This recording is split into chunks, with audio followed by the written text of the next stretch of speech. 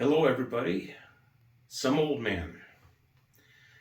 Tonight, I'd like to talk about one of the principles that I mentioned in a video a couple days ago about being prepared. Prepared for economic hardship. As I mentioned in that previous video, we are about to experience some pretty good inflation. Probably worse than back in the 1970s, where the prices of everything went up by a factor of 10 over an 8 or 10 year period. I don't guarantee that it'll be that much, but I expect that it's going to be very much more than we hope or expect. And you need to have some way to preserve some portion of your wealth. And as I mentioned in that last video, hard assets are the way to go.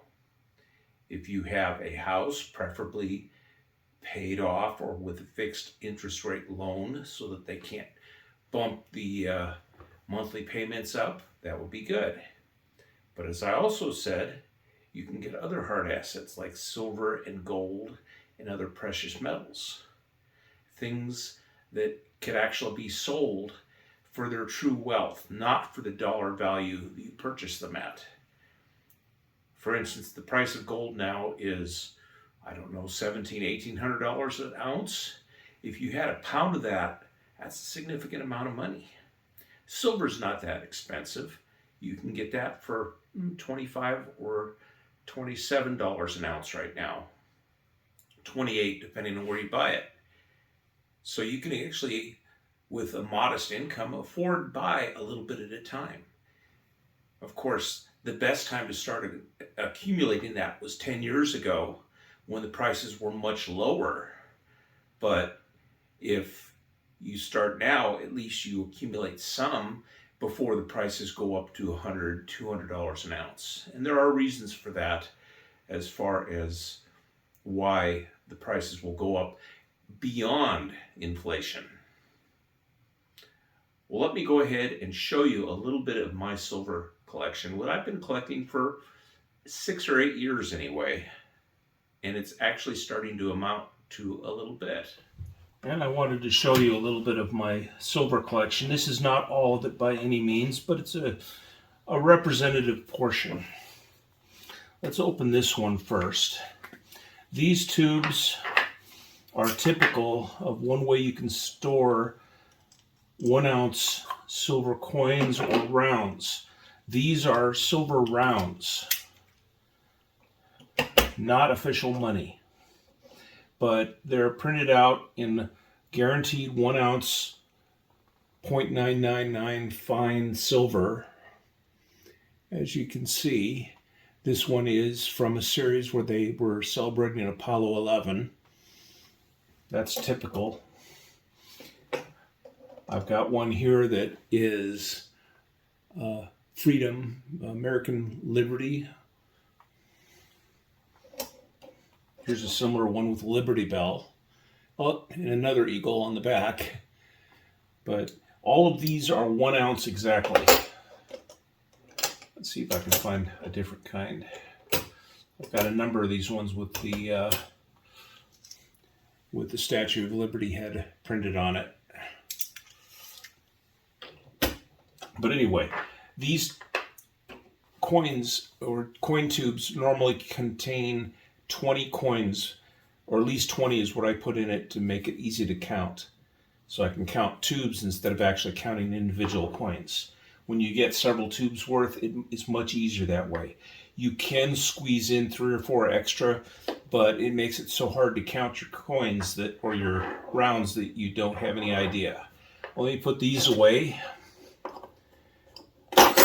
I have a number of these tubes that I've accumulated. These, as I said, are 1 ounce silver rounds, which is a convenient size.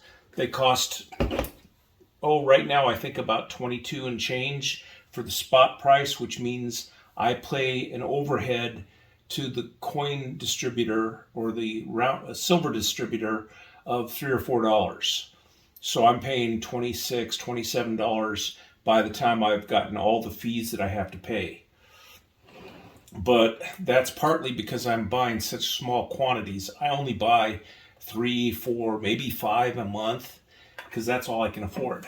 Now here are additional things. These ones are in a separate box because they're different.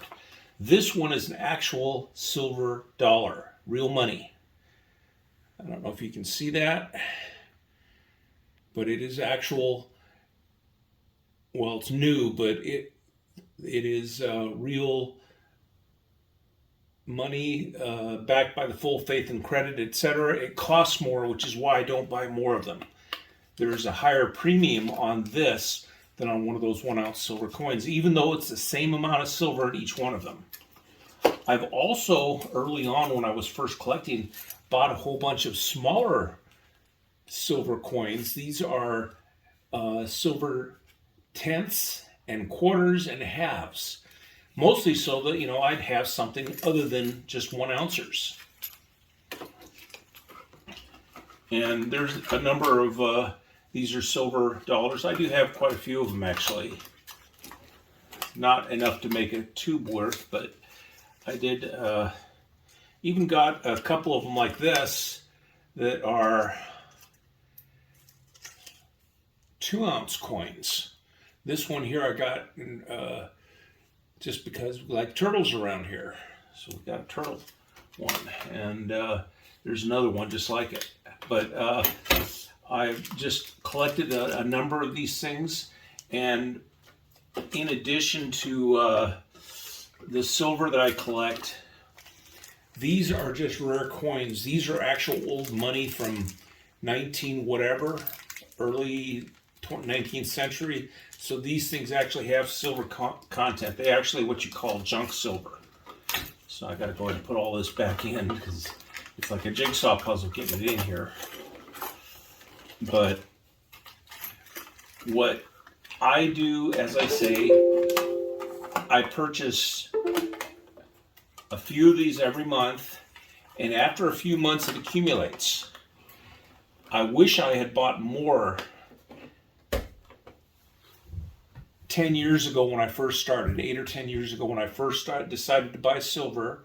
It was a lot less expensive then. It was like $16, $17 per ounce.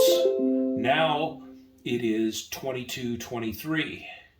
And one of these days, real soon, it's going to start going up. There's a lot of reasons for the price of silver to go up, mainly because it's an industrial metal. It's used in things like solar panels and electric vehicles. And those things are becoming more and more popular as we move along. So the demand is much greater than the available resources. So the price is going to be forcing to go up, and as the dollar weakens due to inflation and all this monetary easing and things like that, that there's just more dollars chasing fewer resources, this stuff's going to be valuable. Money will not. The money you have in the bank is becoming less and less valuable as the interest they pay for you to keep it in the bank is way lower than the inflation that is just robbing the value of it. So you need to go ahead and get something real to hold on to the value.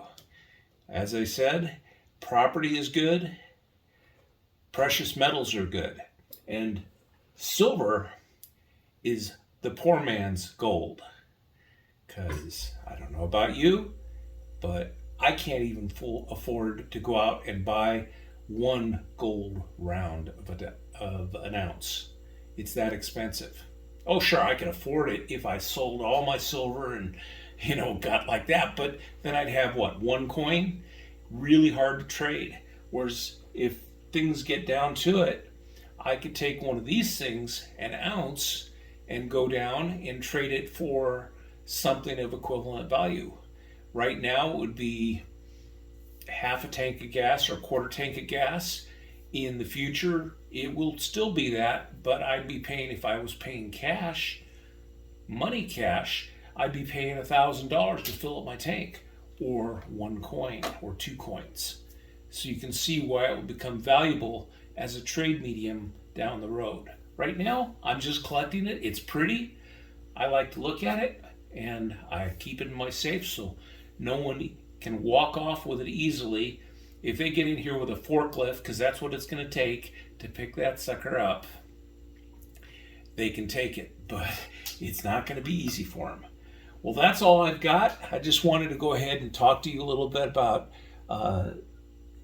my silver collection and why you should be going ahead and putting your money in some hard assets so that they'll be around when it comes time to it. This is Some Old Man signing off.